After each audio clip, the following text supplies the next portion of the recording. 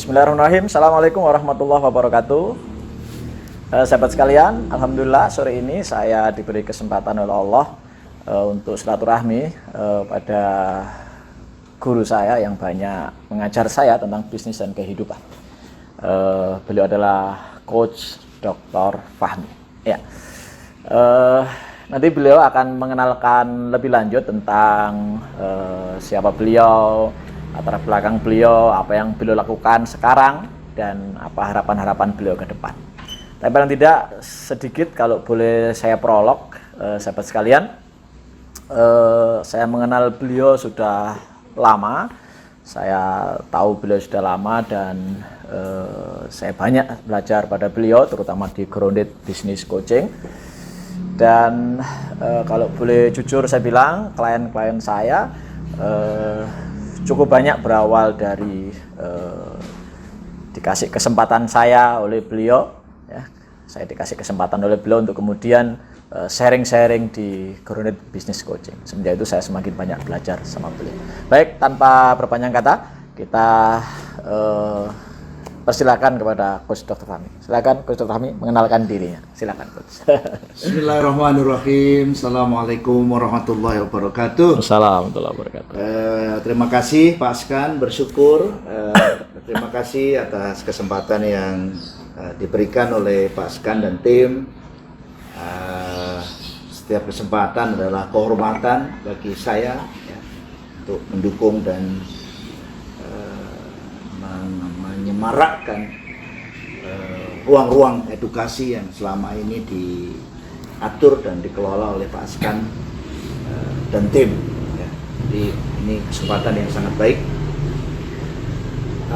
Para pemirsa, saya sekarang sudah berusia di atas 50 tahun.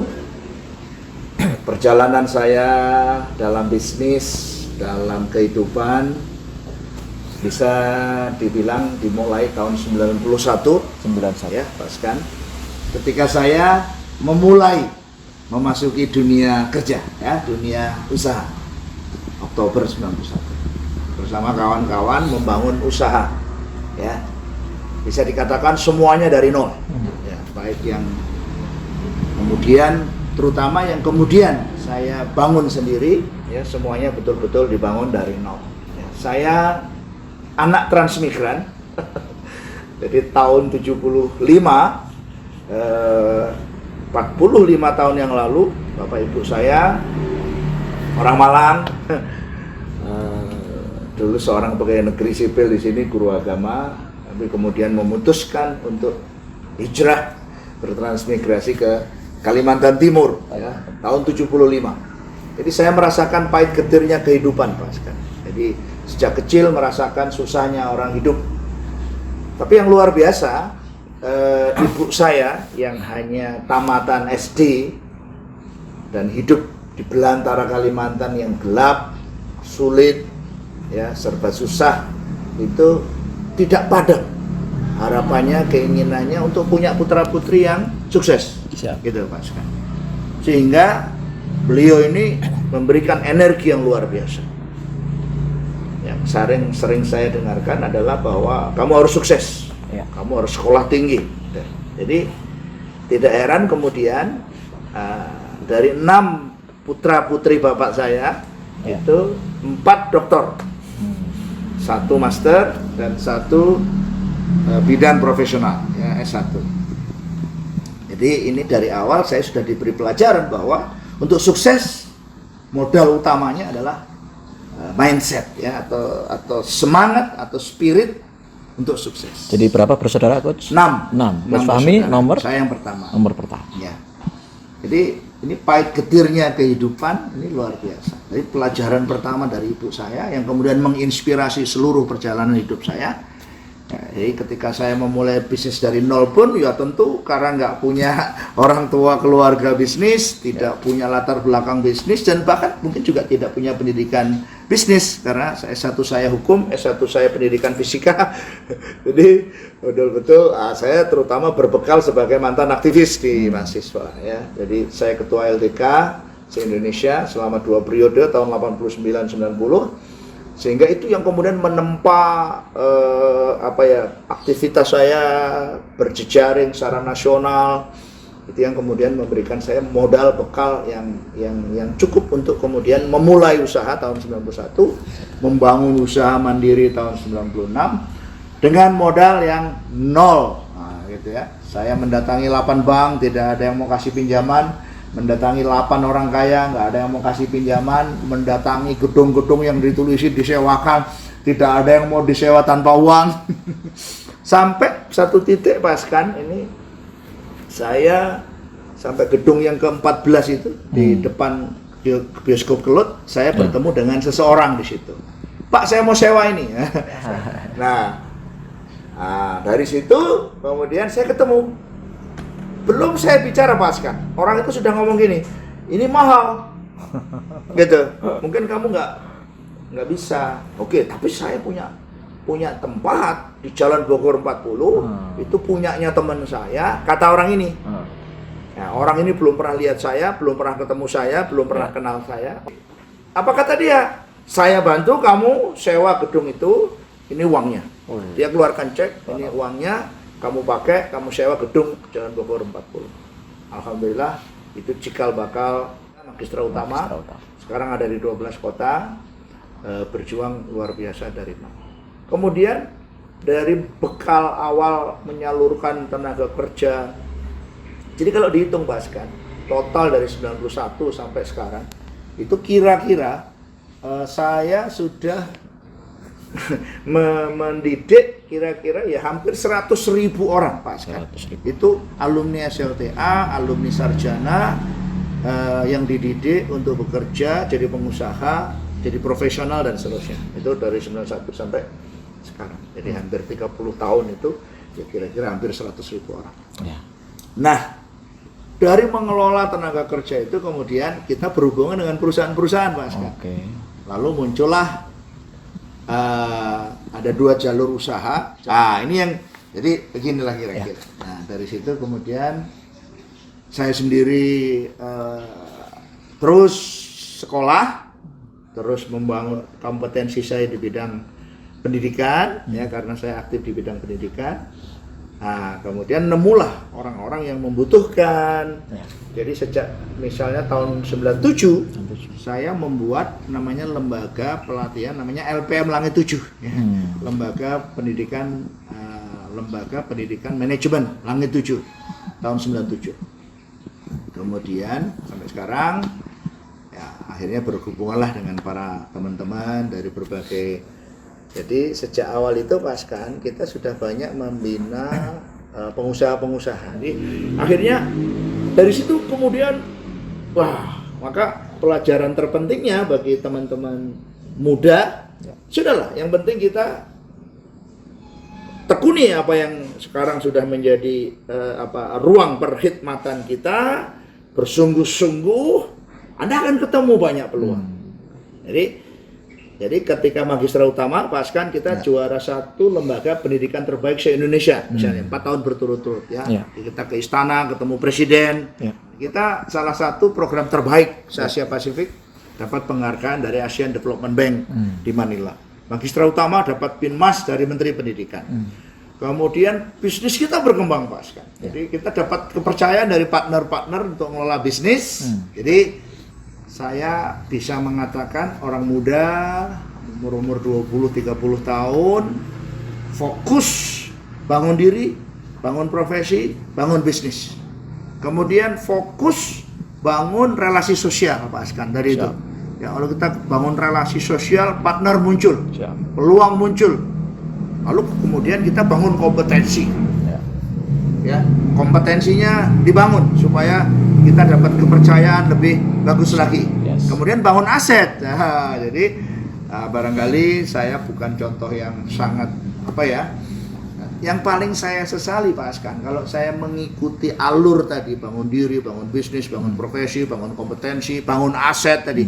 Itu saya dulu kurang sudah betul itu pelajarannya Robert Kiyosaki itu. Jadi ayah kaya yang miskin itu. Ini pelajaran di kepala saya itu belum, kamu harus kaya. Itu tidak ada di pikiran saya. Kamu itu harus beli. Jadi ya secukupnya. Itu saya keliru. Itu saya merasakan Mungkin kekeliruan. karena waktu itu ini mantan aktivis di kampus. Jadi Jadi itu pelajaran orang muda sekarang, Pak. Sekarang, umur 30, 40, balik aset, kerja keras, wis mbuh piye carane, create money, create a ton of money, balik aset dan seterusnya. Jadi ini pesan untuk kawan-kawan muda, para pengusaha muda, penting untuk punya aset, punya ruko, punya gedung, punya tanah, punya lahan, dan ini saya sekarang di usia 50 lebih, saya masih punya rancangan untuk 25 tahun ke depan. Itu saya menganggap inilah fase, bisa dibilang fase terakhir saya ya untuk membangun legacy saya, tetap fokus juga untuk membangun aset. ya. Nah, tapi dengan kapasitas yang saya miliki hari ini, harapannya aset terbangun, legacy terbangun, termasuk yang hari ini barangkali sedang saya dan Pak Askan lakukan bersama-sama, bikin grounded business coaching, berkolaborasi dengan banyak orang, mengedukasi orang muda untuk jadi pemimpin, ya orang-orang muda untuk jadi pengusaha, ya bahkan juga orang tua untuk memperkuat konsep tentang total parenting untuk melahirkan total person yang mampu menjalani, yang menjadi iron stock nanti kehidupan peradaban. Jadi nantinya kita akan punya stok cukup gitu, pemimpin muda, pengusaha muda yang siap ditempa untuk scale up, untuk tumbuh. Nah itu saya yakin betul di era Pak Askan nanti seusia saya, ya pada era 20-25 tahun ke depan, kita akan makin banyak entrepreneur yang kuat, bukan sekedar pengusaha mikro yang tidak tahan guncangan, ya. Jadi itu harapannya seperti itu. Karena itu saya percaya betul ya bahwa upaya-upaya termasuk yang dilakukan oleh Pak Askan, mengedukasi ini masya Allah itu saya bahkan selalu berusaha mengikuti gitu ya, supaya saya tidak putus dengan pikiran-pikiran orang muda. Ya. Pikiran saya ini tidak boleh putus gitu ya. Dan saya sebutlah sebagai salah satu yang juga berusaha untuk berkontribusi dalam hal edukasi. Saya ingin juga memberikan model gitu ya, bahwa kita tetap bisa berkarya, kita tetap bisa punya sesuatu, dan kita bisa berkontribusi bagi orang banyak, khususnya memberi contoh bagi orang muda untuk lebih membangun kapasitas diri, jadi pengusaha yang hebat, go internasional, beroperasi di skala besar. Terus bagaimana caranya? Nah, jadi harus punya mindset korporasi. Korporasi. Nah, untuk bisa punya mindset korporasi itu harus ada entrepreneurship-nya kuat, leadership-nya kuat, spirituality-nya kuat, mentality-nya kuat. Jadi itu untuk bisa punya mindset korporasi. Maka kalau kita tubuh orang muda itu ya kira-kira hey leadership-mu, bagaimana itu? Bangun tim. Hai entrepreneurship-mu, cari opportunity. Hai spirituality-mu, pijakanmu, keyakinanmu, emosimu. Jadi dulu itu seperti saya itu merasa kurang emosi itu dengan aset itu. Kurang berpikir panjang, orang muda kurang berpikir panjang. Itu.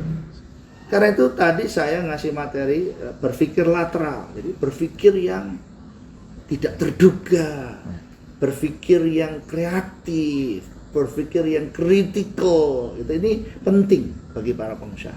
Oke, baik, menarik sekali sahabat sekalian. Jadi itu prolog dari beliau. Jadi apapun yang mungkin sahabat-sahabat sekalian pikirkan hari ini, nggak bisa dipungkiri bahwa tempat ini kita sering menyebutnya Camp Sulaiman.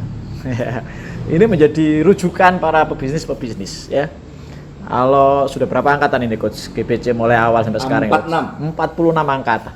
Kalau kita kalikan 50 saja ya. 74 ada yang 80. Iya, kali-kalikan 50 aja sudah 2000 sampai 3000 alumni. Itu belum termasuk yang beliau dipanggil ke berbagai komunitas untuk mengisi. Artinya di luar sana memang banyak guru, tapi kita nggak bisa pungkiri bahwa kehadiran beliau sangat mewarnai pemikiran-pemikiran dan sepak terjang para entrepreneur di negeri ini saat ini ya. Makanya saya pun termasuk yang selalu mengikuti beliau. Saya termasuk angkatan GBC awal, mungkin kalau nggak 2-3 waktu itu ya. Jadi sekarang kalau saya intip-intip materinya itu banyak yang berubah. Nah, itulah salah satu kelebihan yang dimiliki oleh GBC teman-teman sekalian. Jadi update keilmuannya yang menjadi daya tarik. Nah, sahabat sekalian, kalau dari perjalanan beliau tadi mungkin memang kesuksesan tidak bisa dibandingkan dengan orang lain. Masing-masing punya cerita sukses tersendiri.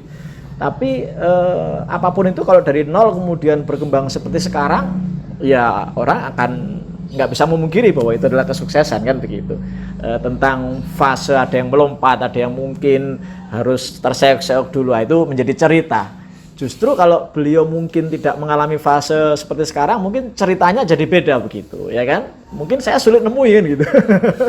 Jadi saya yakin pemaknaan itu yang lebih penting teman-teman. Jadi kata beberapa guru motivasi, sukses itu bukan pencapaian tapi pertumbuhan begitu. Karena kalau sukses itu pencapaian, yang gagal nanti dianggap nggak sukses, padahal gagal itu juga sukses begitu.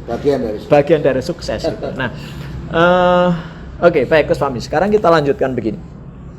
Dengan masa lalu yang seperti itu, kira-kira momentum apa yang menjadikan Coach Fahmi seperti sekarang? Jadi kalau teman-teman mengamati di setiap forum beliau, nggak pernah beliau lemes gitu ya. Kalau saya sih nggak ada lemes, kadang semangat kalau saya. Karena background saya aslinya memang semangat ketika memang di forum begitu. Tapi ketika kita lihat beliau itu di hampir setiap momen selalu semangat gitu. Dan ngotot beliau itu yang memotivasi. Impian-impian besar beliau yang kadang mungkin ada yang sebagian pihak mungkin nyinyir ya. Tapi bagi saya tidak ada yang kecil impian itu. Ketika Allah itu maha besar, maka impian besar itu mungkin malah kecil di hadapan Allah, kan gitu. Makanya impian-impian besar beliau saya selalu mengaminkan ya.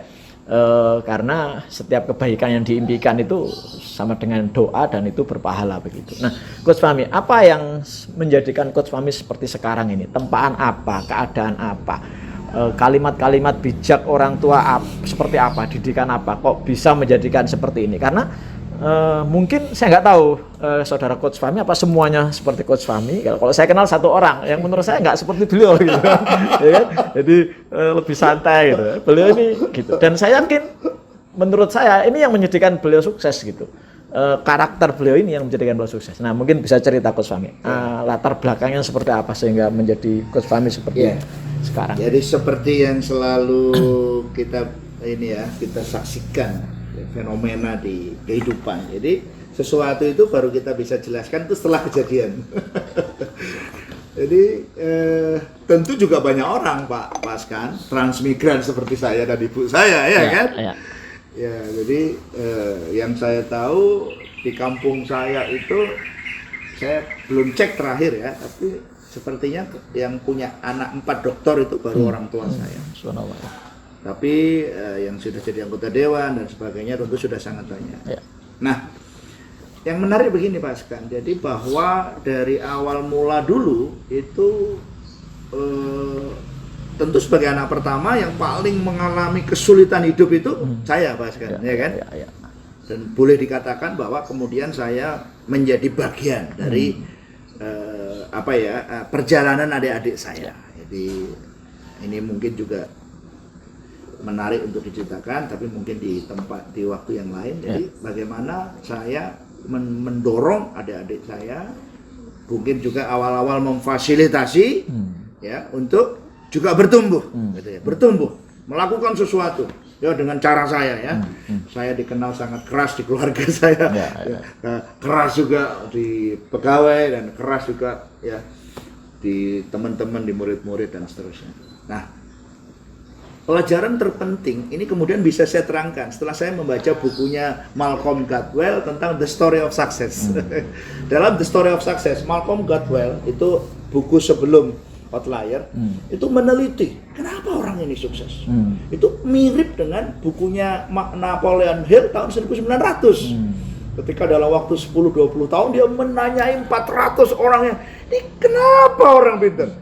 Jadi perjalanan berpuluh-puluh tahun manusia itu selalu mengusik pikiran kita. Ini kenapa ada orang berhasil? Ini kenapa ada orang gagal? Ya kan? Jadi yang paling fenomenal Napoleon Hill yang How to Grow and Rich itu ya selama 20 tahun meriset, kemudian Malcolm Gladwell meneliti orang-orang sukses, the story of success. Kemudian Angela Duckworth, kemudian Carol Dweck, Sam Walker, Stephen Covey, semuanya meriset tentang mencari tahu the science of success itu. Jawabannya satu, ternyata tempaan baik yang diterima secara alami. Kalau saya kan tempaan yang diterima secara alami, Pak Askan. Yes. Jadi kalau saya bekerja keras itu ya karena harus begitu. Jadi selama 12 semester kuliah cuma 1 semester punya rumah kos, selebihnya tinggal di masjid. Bukan karena santri, Pak Askan. Tapi karena memang nggak ada uang. Jadi saya menerima tempaan itu seperti yang juga diriset oleh para ahli. Sekarang bagaimana anak-anak saya brojol sudah tahu pulang dari rumah sakit sudah pakai mobil. Gimana ini saya? Anak-anak saya? Ya, ini kan dua sudut pandang gitu.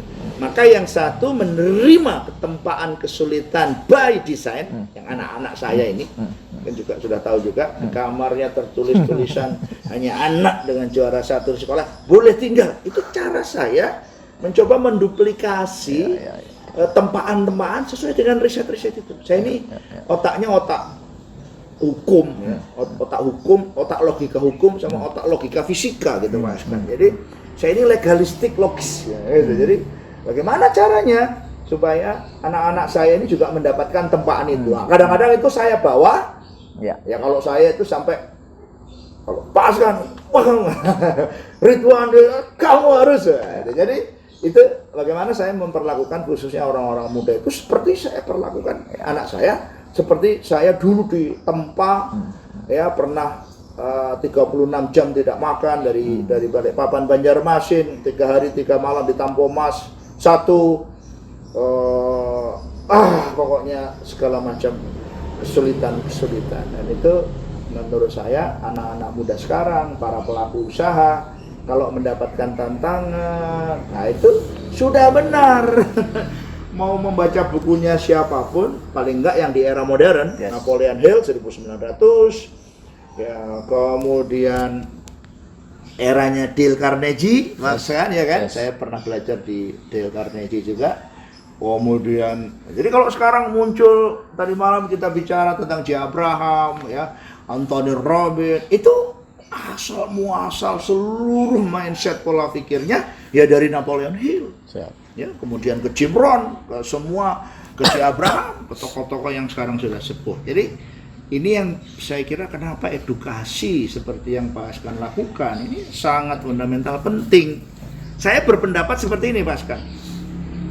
Kalau Pak Askan rasakan ya, mudah-mudahan teman-teman juga merasakan. Jadi saya sendiri itu belajar kemana-mana. Ya.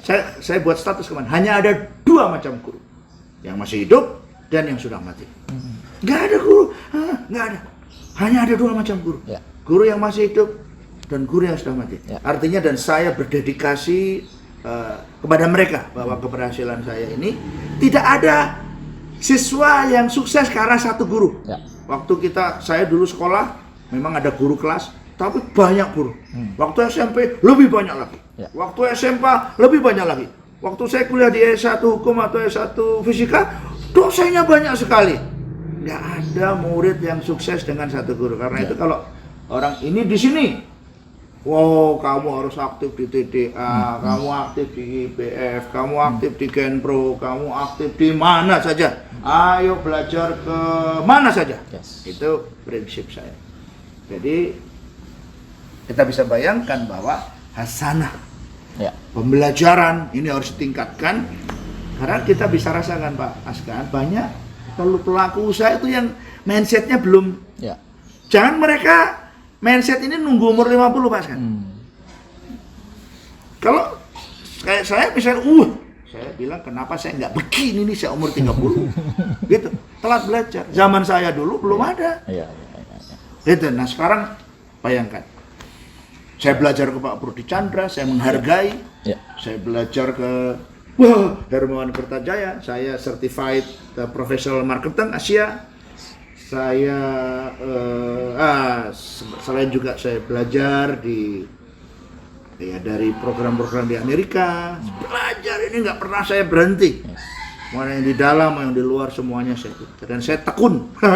Saya berusaha untuk tekun belajar dari semua guru. Nah, nyambung yang tadi Pak Askan, itu saya selain dipicu kemiskinan waktu kecil, ajaran ibu saya supaya sukses, itu saya dari kecil sudah terbiasa bikin impian. Di kamar saya itu ada spanduk yang sudah saya tulis sejak 2006 dulu, 10 impian saya. Tahun 2019 saya perbaharui. Waktu saya umur 50 tahun, itu 2016 saya perbaharui lagi.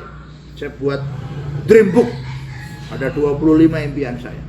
Itu ada edisi. Tapi karena ini di dalamnya itu isinya itu aneh-aneh, nggak bisa dipublikasi. Nanti dikira halu. Padahal hampir semua impian itu halu kan. Jadi saya tidak sedikit pun, karena saya percaya Allah sesuai persangkaan hambanya. Ana itu dhanni abdibi, kata Allah. Jadi saya selalu yakin, dan itu diriset juga Pak Askan oleh banyak ahli. Ya, persangkaan itu luar biasa. Karena itu kemudian ada risetnya Nassim Nicholas Taleb tentang ketidakterdugaan. Ya, itu cocok dengan At-Talaq ayat 2 dan 3. Jadi rezeki itu min haitsu la yahtasib. Jadi datang tidak dari arah yang tidak duga-duga. Nah, datang dari arah yang tidak duga-duga itu metode berpikirnya, metode lateral, apa yang ditemukan oleh Edward de Bono itu. Jadi saya ini bisnis by akademik, gitu. Jadi apa ya? Jadi pendekatan akademik gitu. Jadi karena itu kalau di grounded itu pasti science of success, kemudian aspek-aspek legal, aspek-aspek yang sifatnya pokoknya logika hukum, logika ilmu pengetahuan. Jadi kalau kamu ingin sukses, pakai ilmu. Itu juga di Ar-Rahman 33. Ingin sukses, pakai ilmu. Ingin sukses, pakai ilmu. Gitu. Pakai akal sehat. Gitu. Tapi berjuanglah luar biasa, karena risetnya siapapun untuk bisa sukses orang harus berjuang. Jadi, nah, kesulitan itu Pak Askan, itu ada dua. Tadi yang menyambung yang tadi. Sulit karena kita punya cita-cita yang tinggi. Kalau kita punya cita-cita yang tinggi, sulit nggak? Sulit. Saya kira Pak Askan pun kalau sekarang udah diem aja, mungkin jualan ini, rumah, sudah selesai. Saya juga begitu. Ya, yang tadi saya katakan, saya belum banyak juga, tapi ya alhamdulillah. Jadi sebenarnya kalau saya bersedia di sini aja, saya mohon izin Pak Askan. Umur boleh 50 tahun, tapi cita-cita saya selalu saya perbarui. Gitu. Nah, itu yang sekarang ini sudah saya canangkan sejak umur 50. Jadi 25 tahun ke depan itu dream book saya yang 25 itu sudah saya, hanya untuk mengingat kalau saya nanti umur 70, 75, 80, ini buku ini saksinya. Bukan dibuat nanti, dibuat sekarang. Gitu. Jadi salah satunya saya ingin menikmati 100 tahun Indonesia merdeka tahun 2045, ingin menyaksikan negara kita yang makmur, dan saya ingin turut sedikit berkontribusi menjadi salah satu batanya Pak Askan dari bangunan yang besar, ingin ikut meletakkan batu kerikil dari peran serta banyak orang. Karena itu semangat saya adalah semangat networking, kolaborasi, sinergi, orang. Dan ya mohon izin Pak Askan, saya tidak mempan dinyinyiri, ya, karena hidup saya udah pahit. Hidup saya dari kecil udah pahit, jadi kalau nyinyirannya kurang pahit mungkin. Tidak mempan. Jadi saya ingin ingatkan.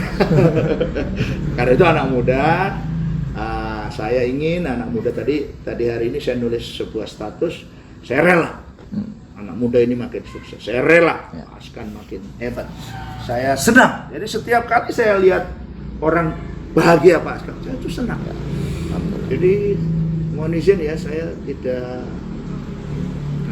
berusaha untuk terus bergembira, menyaksikan kegembiraan orang lain. Luar biasa.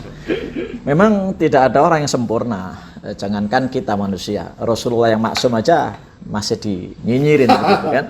Tapi satu hal, ketika kita mau jadi orang baik, ya kita harus mau melihat kebaikan orang lain. Kalau melihat kekurangannya, siapapun pasti bisa kita cari tema untuk kita nyinyirin, kan begitu, Coach. Nah, kalau sedikit saya simpulkan, Coach Fahmi ini pembelajar. Saya sempat dapat bocoran dari salah satu tim beliau bahwa untuk belajar rela mengeluarkan angka-angka yang cukup besar gitu untuk belajar. Maka betul kalau kemudian hari ini beliau menikmati hasil gitu dari belajar beliau. Keluarga beliau pun saya ada yang kenal dan memang pembelajar. Beberapa sertifikat yang beliau punya saya nggak punya, apalagi kakak beliau kan gitu ya, apalagi beliau. Maka kemudian benar kata Allah, yarfa'illahu ladina amanu minkum waladina utul ilma darajat. Al-Mujadalah ayat 11. Jadi kalau kamu mau naik derajat, satu iman, beliau sering kalau menyampaikan materi ngutip-ngutip ayat dan itu menjadi kesenangan saya juga ketika mengikuti beliau. Yang kedua, belajar. Nah, dua ini saya lihat ada di beliau. Iman, belajar. Naikkan iman, naikkan belajar. Selalu ikut berjuang dalam kebaikan. Nah, ini saya lihat yang menjadi magnet beliau. Makanya kemudian lepas dari segala, lagi-lagi ada yang pro dan kontra, itu biasa dalam kehidupan. Siapapun gurunya pasti ada yang pro dan kontra, ya. Dan seperti yang beliau sampaikan, beliau nggak mempan gitu, Coach ya. Ya bukan nggak mempan, tapi karena beliau saking yakinnya dengan yang beliau perjuangkan gitu. Kalau beliau nggak yakin ya mungkin gampang kan begitu. Nah gitu. Nah, bicara impian, saya setuju dengan beliau bahwa lampu ini dulu juga dibilang halu kan gitu. Mana ada lampu seperti ini. Pesawat mana ada besi segitu besar bisa terbang. Mana ada orang bisa pakai pesawat telepon. Dibilang gila semua itu orang-orang penemu-penemu hebat saat itu. Dan saya lihat itu mendarah daging dalam diri beliau bahwa beliau siap untuk bermimpi yang mungkin orang bilang lebih gila. Tapi saya termasuk penikmat mimpi-mimpi beliau. Saya sempat membaca kemarin, ditunjukkan pas di sini, sekarang dilepas mungkin supaya memang bukan untuk publik gitu ya. Tapi saya ikut mendoakan. Bagi saya setiap kebaikan layak kita dukung dan kita doakan. Sahabat sekalian, sudah lebih kurang setengah jam kita sharing dengan beliau. Sekarang kita masuk ke aktivitas beliau yang sekarang. Kalau masa lalu beliau seperti itu karena memang takdir Allah begitu yang menempah beliau sehingga beliau pun ingin orang lain seperti beliau gitu. Termasuk saya, murid-murid beliau pun dididik keras seperti beliau, karyawan-karyawan beliau pun seperti yang beliau ceritakan bahwa beliau memang keras, tegas. Tapi kalau kata orang Jawa begini, alus-alus lumut itu bebayani, Coach. Kasar-kasare parut ngelarani. Tapi kalau kasar-kasare jenggot ngangenin. Saya merasakan kerasan beliau, tapi jujur hampir setiap beliau punya kelas saya itu pengen hadir. Kalau nggak bisa saya mesti kuping-kuping gitu materi beliau. Ada something yang saya nggak pernah bosan untuk nikmati. Saya nggak tahu dengan Anda, tapi itu yang saya rasakan. Dan buktinya kelas beliau masih menjadi magnet teman-teman. Ya, nolak-nolak gitu. Kalau nggak ada corona mungkin tempat ini nggak pernah berhenti sawal-sawal seperti ini. Nah, realitas itu lebih membuktikan dari sekian teori gitu teman-teman sekalian. Realitas bahwa beliau menjadi magnet. Nah, itu karena keilmuan yang terus beliau upgrade. Nah, sekarang kemudian kita ini Coach Fahmi. Masa lalu sudah kita ulik, perjalanan bisnis sudah kita ulik, walaupun tentunya masih banyak misteri sebenarnya yang nanti kapan-kapan kita kupas ya. Nah, sekarang Coach Fahmi ini punya grounded business coaching dengan segala variannya. Ada grounded leadership ya kan dan sebagainya. Nah, apa latar belakang Coach Fahmi kemudian buat sekolah bisnis di mana Coach Fahmi saya yakin tahu lah banyak lah. Di luar sana juga banyak sekolah-sekolah bisnis. Yang kalau boleh kita tahu sempat dalam tanda kutip sedikit mengguncang ya. Sedikit mengguncang. Ya biasalah ya. Newcomers kemudian menjadi pusat perhatian. Ini Malang saudara sekalian, bukan Jakarta. Selama ini sentral sekolah bisnis kan Jakarta gitu. Surabaya lah paling enggak gitu, Bandung gitu kan. Nah ini Malang gitu. Ya kita tahu Malang kota pendidikan, tapi sepanjang sejarah yang sejauh pernah saya tahu baru grounded. Sejauh yang pernah saya tahu, mohon maaf nanti kalau ada yang kurang pas, Baru Gunung Rit yang kemudian bertahan mulai tahun berapa Coach? 2013. Saya 2015 ikut. Ya, 2013 itu intern sepertinya awalnya Coach ya. Iya. Intern dicobakan. Internal lagi 1997 tadi. Oh ya. Ya, Ya, dicobakan. Nah, maksudnya yang korporasi. Korporasi. 2013. Nah, 2013 sampai sekarang teman-teman. Sekolah bisnis bertahan 7 tahun di kota kecil kalau bahasa saya Malang. Orang rela jauh-jauh gitu. Ya. Di mana pesawat itu kalau ke Malang nggak selalu ada gitu. Harus ke Surabaya kalau mau 24 jam kan begitu. Ke Malang balik Cukup jauh gitu kan. Dan artinya tempat ini pun nggak pernah sepi sebenarnya. Nggak pernah sepi. Kemarin aja corona masih banyak yang datang gitu. Jadi dengan segala protokolnya. Nah, Coach Fahmi boleh cerita apa latar belakang kemudian membuat GBC yang kemudian berkembang sampai sekarang, bukan hanya intern, kelas intern, event, tapi juga dipanggil beberapa komunitas saya tahu untuk kemudian dan itu sampai sekarang saya tahu masih menjadi magnet begitu. Silakan Coach Fahmi. Ya, jadi Pak Askan terima kasih. Kalau boleh saya katakan bahwa perjalanan saya ini bisa dibilang bisa dijelaskan, tetapi tidak seluruhnya sesuai dengan yang tidak seluruhnya sesuai dengan bayangan. Nah, gitu Pak Askan. Jadi, jadinya begini ya dulu apa? Enggak.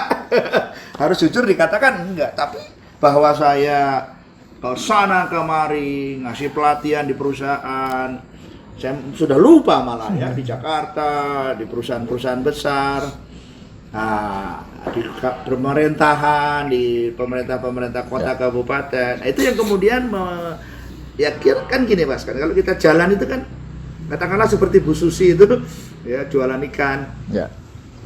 Kok bisa sampai jadi menteri? Ya. Ya tidak tiba-tiba. Ya. Ada pesawatnya dulu. Ada pengolahan ikannya dulu ada. Jadi ini proses alami yang pasti akan kita temui kalau Anda menekuni sesuatu.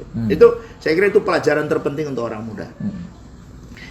Satu lagi Pak Askan, saya ini sebenarnya ke Jakarta itu sudah sejak 33 tahun yang lalu itu sudah ditarik-tarik ke Jakarta. Kawan-kawan saya di Jakarta.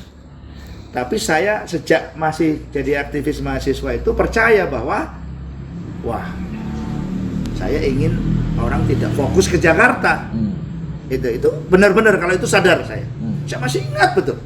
Tahun 89 atau tahun berapa itu. Di sebuah pelataran di kampus di Unhas. Ada orang yang hari ini sedang di Jakarta. Membujuk saya, kamu ikut saya ke Jakarta. Setelah itu saya punya karya ini. Itu kawan-kawan saya yang di Jakarta sekarang. Kemarin salah satunya sempat jadi sekretarisnya Menteri SDM. Itu kamu ini layak di Jakarta. Jadi selalu saya bilang saya punya ideologi untuk membesarkan daerah. Saya harus bisa mengatakan berapa banyak orang yang minta supaya grounded di kota lain Pak Askan. Serius. Bandung, Jakarta. Tidak. Kalau kamu mau belajar berangkatlah ke Malang. Ini sebenarnya untuk membantu memberitahu orang muda kamu bisa bertahan ikut membangun daerah supaya Jakarta tidak terlalu padat. Jakarta jangan menjadi pusat segala macam, tetapi bisa didistribusikan keunggulan itu di semua daerah. Nah, gitu, dan saya ada di situ. Tentu tidak sempurna, ini juga dibantu banyak orang. Intinya adalah bahwa kita punya keyakinan membangun daerah bagian dari emosi yang kita perlu miliki, ya, dan orang kemudian membuat oleh-olehnya orang Malang laku, hotelnya orang Malang makin banyak dihuni, guest house-nya orang Malang itu orang Sigura-gura dan itu sudah pada tahu gitu. Wih, guest house. Kok sekarang gitu. Sekarang ini Pak Askan kita lagi nunda angkatan profesional itu insya Allah akan dibuka lagi angkatan 4950 itu new GBC. Angkatan 47 dan 48 itu adalah GBC untuk UKM. Itu pendaftarnya sudah 130 orang, sudah 2 angkatan lebih. Ya, dan sudah 97 orang sudah fit. Ya, jadi insya Allah begitu pemerintah mengatakan boleh mengadakan kegiatan, jadwal langsung ditentukan. 2 angkatan sudah penuh, lalu 2 angkatan profesional sudah 27 orang yang membayar penuh. Jadi saya sebagai bukan apa, tapi saya ingin memberitahu orang muda, jangan takut, jangan khawatir, terus jaga kompetensi. Ya, seperti yang juga diketahui, kemarin saya setahun, 2 tahun mendampingi sebuah partai untuk tumbuh luar biasa. Hari ini saya mendampingi seorang senator, jadi staf ahli anggota dewan. Ya, jadi dan saya bisa menjalankan tugas itu dari sini. Jadi saya hanya ingin menunjukkan kepada orang muda, jadi edukator, jadi pebisnis itu bisa berjalan bersama-sama. Saya wakil ketua ICMI Malang Raya, saya ketua bidang diklat ISMI Jawa Timur. Saya anggota AMA, anggota IMA, saya aktif di berbagai kegiatan sosial. Jadi saya hanya ingin menunjukkan kepada orang-orang muda untuk yakin pada impian, yakin. Dan saya tidak ingin gini Pak Askan, wah itu pengusaha, itu apa? Ya asetnya segitu aja. Itu saya terus terang itu nggak mau saya. Jadi nanti di usia 60, 70 saya nggak bisa kasih contoh orang muda. Ya sekarang saya bangun pesantren, bikin rumah tahfiz. Nah jadi hidup seimbang, berkarya terus, dan cita-cita saya masih belum berhenti. Tetap mendorong orang-orang muda, ya kawan-kawan semua di Malang, di Indonesia, menjaga silaturahim, menjaga jaringan. Kita harus bersama-sama untuk membangun negeri, bersama-sama berkontribusi untuk umat, mendorong orang-orang muda terus berkarya. Jadi makin banyak edukator, makin banyak ruang-ruang pembelajaran, makin banyak ya. Pak Askan tahu waktu GBC lagi puncak-puncaknya ada 2-3 tokoh besar membuat acara besar-besaran di Malang. Bersamaan. Dan free. Wih. Gitu. Saya sambut, saya sapa duluan dia. Jadi welcome please. Jadi jangan takut gitu. Dan saya juga pasrah, bukan saya ini Pak Askan. Jadi saya pasrahkan. Allah kalau menggunakan saya sebagai alat untuk menyebarkan kebaikan, nah kenapa? Jadi tidak ada masalah. Jadi saya, alhamdulillah juga saya tidak pernah nyinyiri orang-orang itu. Saya senang gitu. Jadi semua saya sambut baik di sosial media, saya sambut baik. Jadi kira-kira seperti itu Pak Askan. Dan saya masih akan terus berkarya, insya Allah. Semoga diberi umur panjang. Saya ingin menyaksikan Indonesia yang lebih baik, amin. Pemimpinnya rukun, para pegiat pemberdaya juga rukun, senang jadi contoh. Karena itu rumah ini, jadi sampai Syawal hari pertama sampai sekarang ini kira-kira sudah 300-an orang datang di tempat ini, bertamu dengan protokol yang ketat, kelompok-kelompok, ada masyarakat tanpa riba, itu ada 20 orang. Jadi welcome. Saya hadir Pak Askan, jadi saya juga datang, saya tidak ada masalah untuk terus. Jadi intinya berkolaborasi, sinergi, bangun bersama-sama, terus belajar, saling menutupi. Saya paling tidak suka membicarakan kelemahan siapapun. Insya Allah saya juga kita terus, karena itu perintah Allah menutupi kekurangan orang dan sebagainya. Jadi semua guru tetap baik, tetap menjadi bagian dari doa saya. Guru apapun, saya alumni EU 11 Malang, ya saya tetap menghargai dan terus menghargai para dosen saya dulu di EU. Jadi pokoknya semua insya Allah mudah-mudahan gitu kira-kira Mas. Luar biasa. Sahabat sekalian, memang kalau kita boleh jujur, tidak ada bangunan yang kemudian berdiri tanpa komponen-komponen. Pencapaian kita sekarang tidak lepas dari binaan guru, binaan sahabat, bahkan binaan kompetitor begitu ya. Jadi kalau dulu di pesantren kita diajari oleh para guru tidak boleh hasad begitu. Kiai itu kadang ada yang hasadnya sesama kiai kan begitu. Ya kan, trainer sesama trainer gitu. Nah, semoga yang teman-teman yang mungkin mispersepsi, misunderstanding, salah paham tentang beliau, ini bukan acara check and recheck ya, bukan acara klarifikasi, bukan, tapi sekedar kita menyadari bahwa setiap orang pasti punya kelemahan dan kekurangan. kelemahan dan kelebihan. Tapi nggak bisa kita pungkiri bahwa hari ini keberadaan ilmu-ilmu GBC, walaupun mungkin beberapa orang merasa itu ilmu-ilmu lama, ilmu-ilmu yang pernah mereka pelajari, tapi nggak bisa dipungkiri bahwa banyak orang yang sangat tercerahkan dengan kehadiran ilmu-ilmu yang digerojok kalau bahasa kami ya. Kok bisa digerojok? Ya saking banyaknya ilmunya, kadang kata teman-teman sampai muntah-muntah begitu ya. Bayangkan mulai pagi sampai malam, 5 hari dengan biaya yang sangat murah.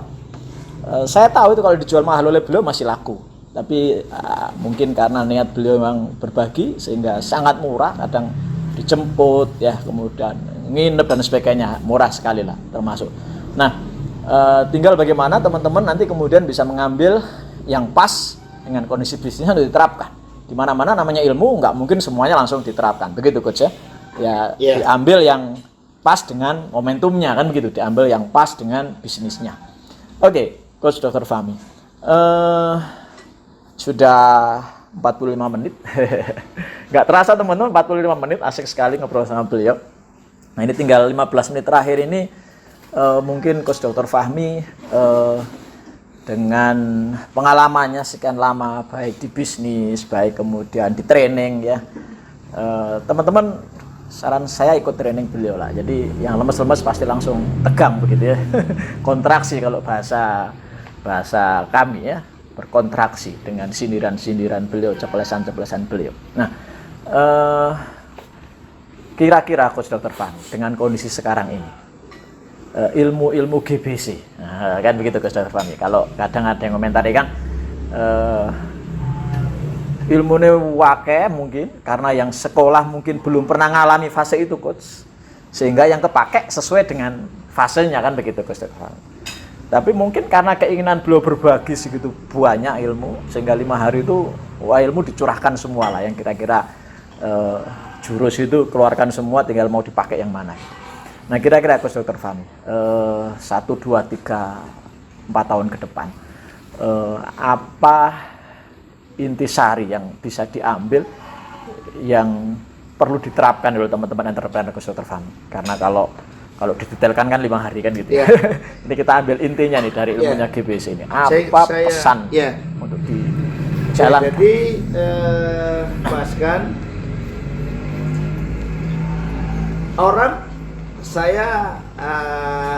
orang untuk bisa belajar berpikir lateral, dia harus berpikir vertikal.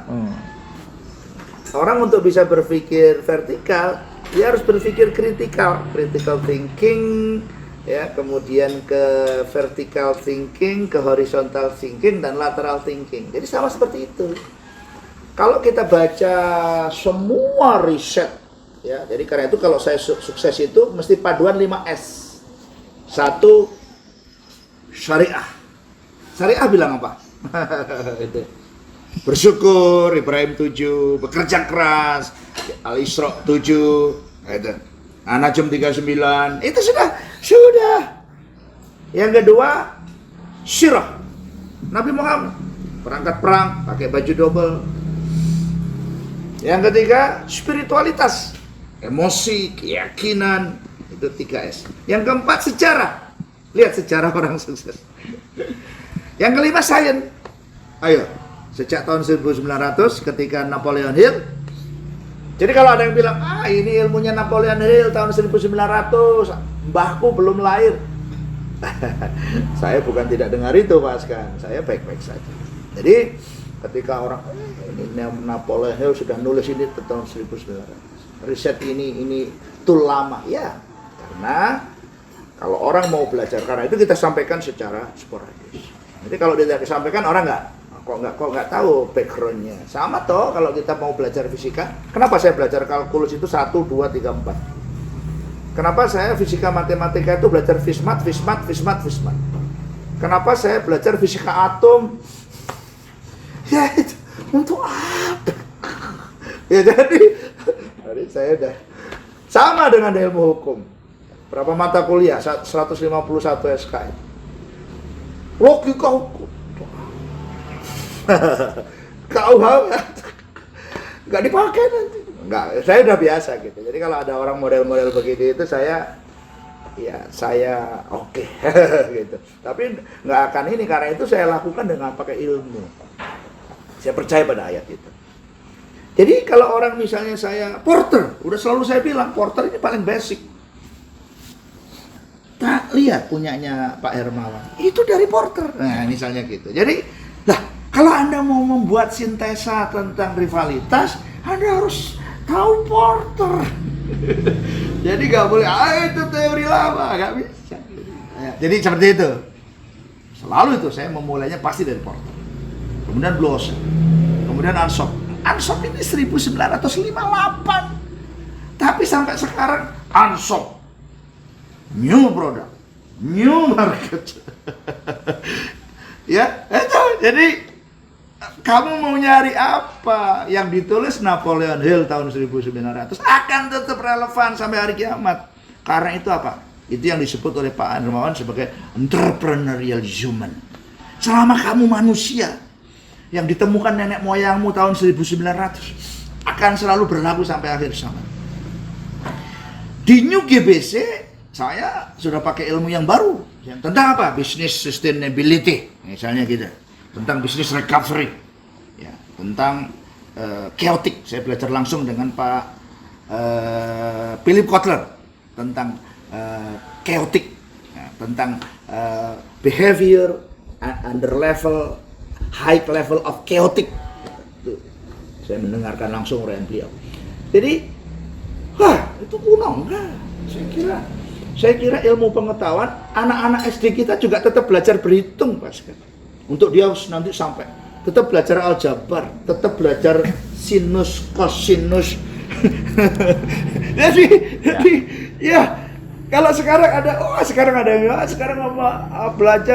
belajar langsung aja gimana jualan. Iya, itu juga penting. Nggak ada ilmu yang nggak penting. Semua ilmu penting. Karena itu Islam menghargai ilmu. Saya masih akan mengajarkan itu sampai kapanpun.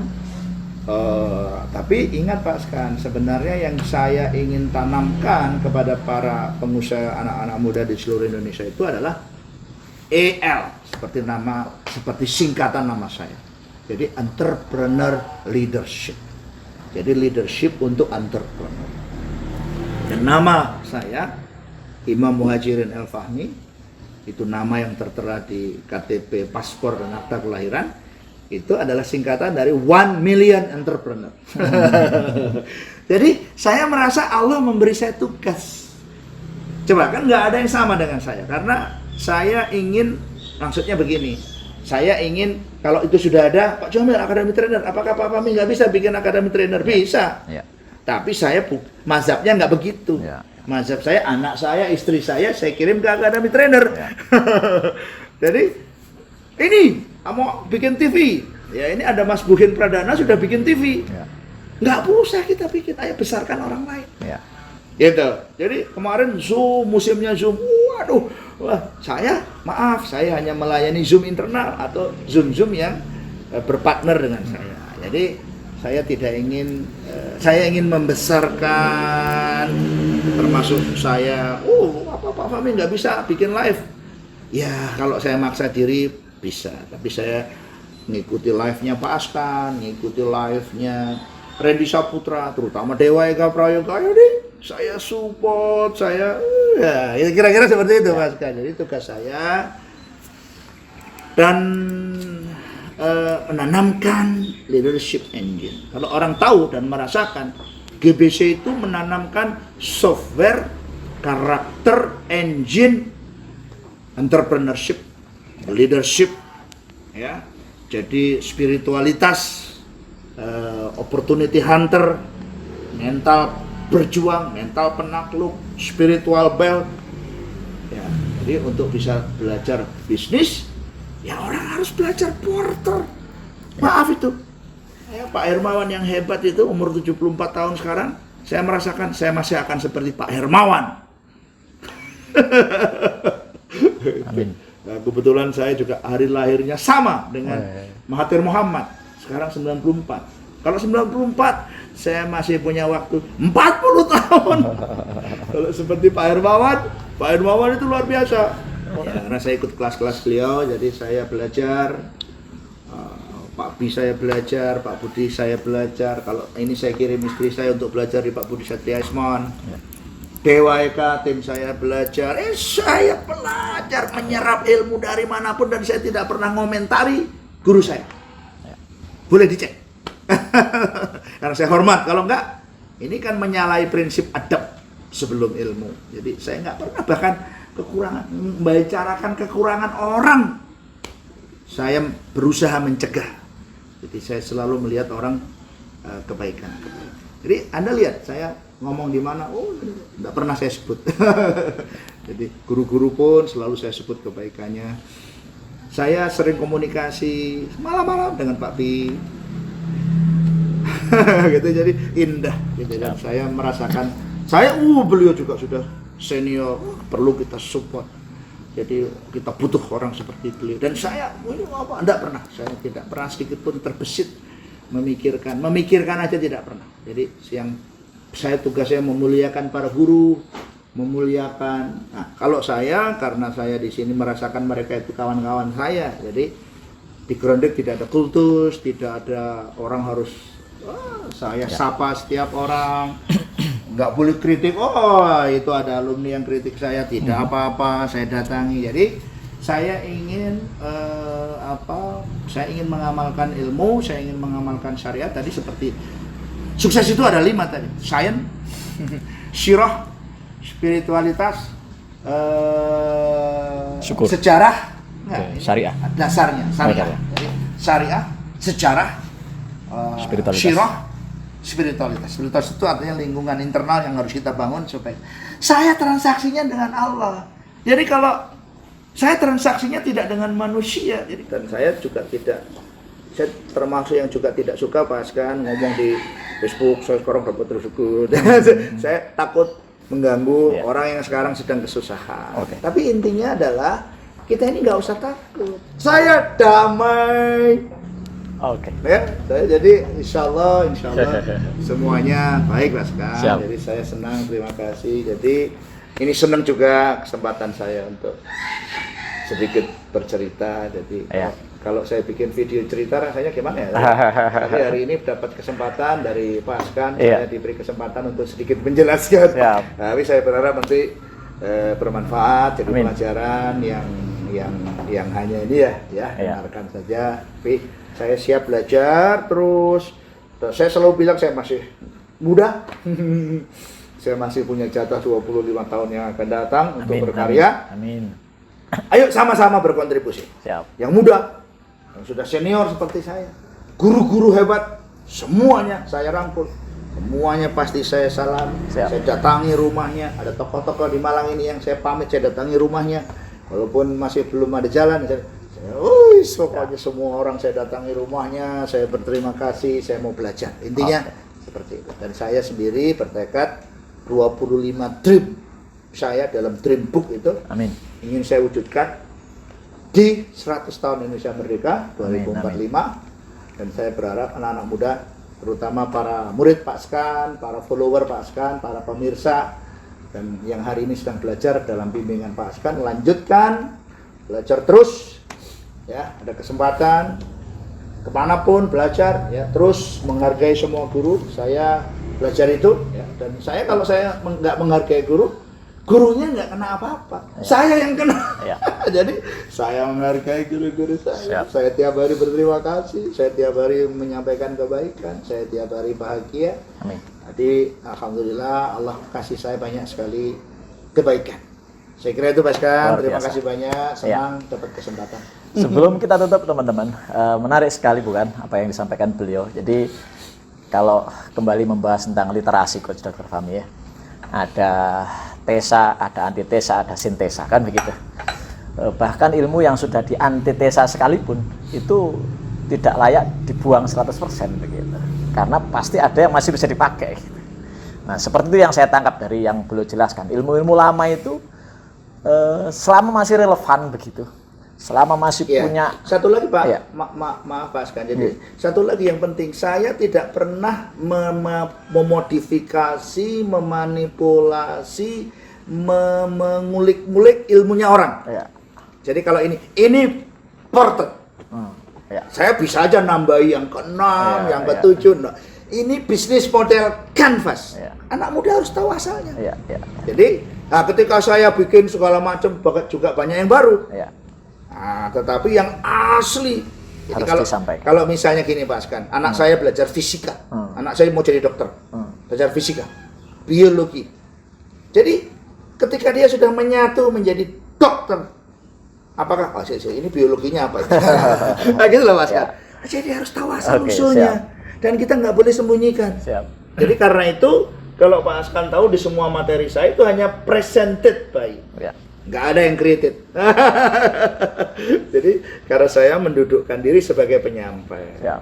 Jadi yang porter bilang apa, ini dari porter. Pas kan bisa lihat, cek dari mana-mana. Jadi nggak ada yang ini saya buat jadi 7, saya sebut created by coach. Enggak, saya juga seorang dosen, saya seorang guru, jadi saya bertanggung jawab secara akademik untuk menjelaskan apa adanya. Blue Ocean dari mana? Dari Changkim sama Rene Marborn. Ya, sama ini. Kok yang saya utik-utik? Ya, dari sini. Nggak boleh disebut-sebut, saya modifikasi. Tapi tidak, aslinya harus tetap tersampaikan. Harus tetap. Menghargai literasi apa? Menghargai sumber. Ya. Itu prinsip edukasi. Siap. Jadi kalau orang nggak bisa menghargai sumber, ya monggo. Tetapi saya tidak memilih jalan itu. Jadi bukan saya nggak keren ini. Ya. Porter saya sampaikan apa adanya, Blue Ocean apa adanya, BMC apa adanya, Ansop Boston, dan orang harus tahu itu. Sebelum kita bicara skill up 30 langkah, sebelum orang tahu, kira-kira seperti itu. Ini supaya makin clear. Dan saya termasuk mengalami teman-teman yang awalnya dulu pas belajar itu ya bingung-bingung juga begitu kan, ngebul juga itu. Tapi begitu ketemu kasus-kasus di lapangan ya ilmu-ilmu itu muncul gitu. Jadi ya ibarat bela diri gitu, mungkin saat diajari kan kita nggak mungkin pakai semuanya. Tapi begitu ketemu kasus tertentu, wah ini jurusnya ini. Seperti gitu. orang main bola Pak Askan. Waktu kita latihan kan passing dulu. Passing. Atau heading. Lalu stopping. Itu dulu dilatih sama pelatihnya. Tapi waktu main sudah ini passing apa ini nggak ada. Jadi itu dasar. Jadi waktu seorang petinju juga gitu. Apa ini? Nah, uppercut dulu. Oke. Jab dulu. Oke. Cover dulu. Gitu. Nanti setelah bermain. Itu prinsip dari grounded, dan saya kira itu prinsip semua orang untuk belajar, prinsip seorang dokter. Saya nggak pernah lihat itu mata kuliah anak saya kedokteran 1, nggak ada. Mikrobiologi. Tapi nanti setelah jadi dokter ini mikrobiologi. Jadi sudah terintegrasi. Saya kira itu. Basicnya tetap perlu. Dan nggak boleh diremehkan, itu biologi SMA itu nggak boleh. Namanya autonomi tubuh lambung sejak SMP dulu ya begitu. Nah gitu. Jadi ini harus diluruskan. Betul. Ya nggak perlu diluruskan ya. Ini kira-kira dinamika kalau di grounded itu seperti itu. Ya, saya pernah dengar juga dari salah seorang guru bahwa beliau itu pernah, Coach Dr. Fahmi, lihat orang main silat gitu di TV. Dia tirukan jurus-jurusnya.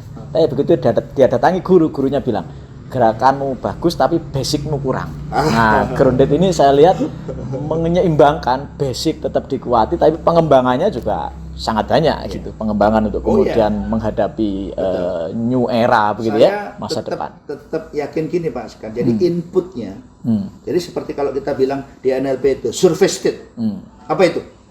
Language, activity, result, number, partner.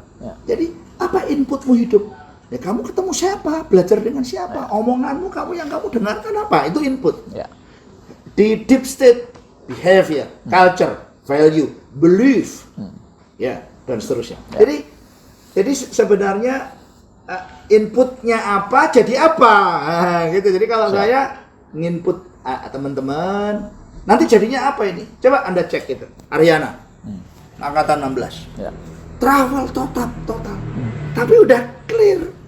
Kalau dia bicara gabungan Blue Ocean, Ansop, Porter, keluar seperti omongannya Howard Schultz, the Starbucks, akan muncul set, otomatis dia cari skincare, jualan kaos anak, itu sudah mentality. Karena itu namanya business owner mentality, itu yang dikembangkan di Grounded, business owner spirituality, entrepreneurship, leadership, corporate mindset. Kalau di Grounded selalu bicara 100 kali, 1000 kali. Itu sebenarnya dari situ. Ya. Tetapi yang keenam elemen apa? Eksekusi. Jadi 51. Siap. Business owner spirituality, business owner mentality, entrepreneurship, leadership, corporate mindset, plus Excellent. eksekusi. Eksekusi. Nah, kira-kira seperti itu. Dan Baik. itu engine-nya apa? Ya tadi porter. Ya. Gitu. Menarik saudara sekalian.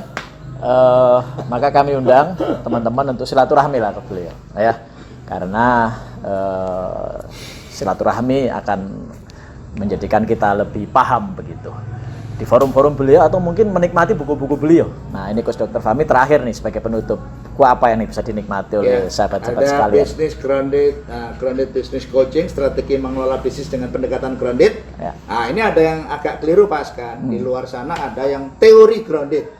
Teori grounded itu disertasi saya tahun 2006. Tapi yang kita pakai itu grounded approach. Grounded approach itu 5 prinsipnya. Grab the data, test it knowledge, first hand, mece, ada kuat, gitu. Jadi itu grounded approach, artinya pendekatan grounded. Kalau teori groundednya sendiri itu dari Strauss and Glaser, wah itu mungkin S2 atau S3 ilmu sosial, gitu. Jadi barangkali ada juga salah seorang guru yang posting di sosial medianya, nggak usah belajar ini muntah-muntah kamu loh. Di grounded kita nggak pernah mengajarkan teori grounded. Kita mengajarkan bisnis dengan pendekatan grounded. Buku terbarunya apa Coach? Buku terbarunya? Buku terbaru Business Recovery Skill Up di New Normal. Ya. Ya. Nanti silahkan hubungi tim beliau ya untuk kemudian memiliki buku tersebut. Ya, terima kasih sudah dipromosikan. Baik sahabat sekalian, banyak hal yang pengen kita bicarakan tapi sudah 1 jam lebih kurang kita bicara-bicara. Semoga sekilas ini bermanfaat. Kita doakan beliau sehat, panjang umur, ya, banyak manfaat yang terus bisa disebar, ya, insya Allah.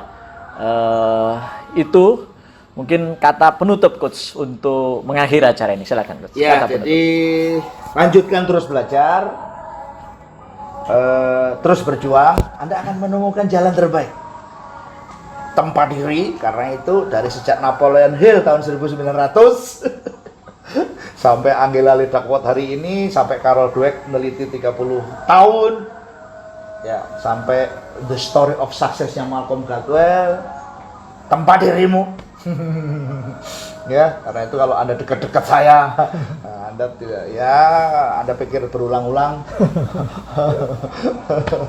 Jadi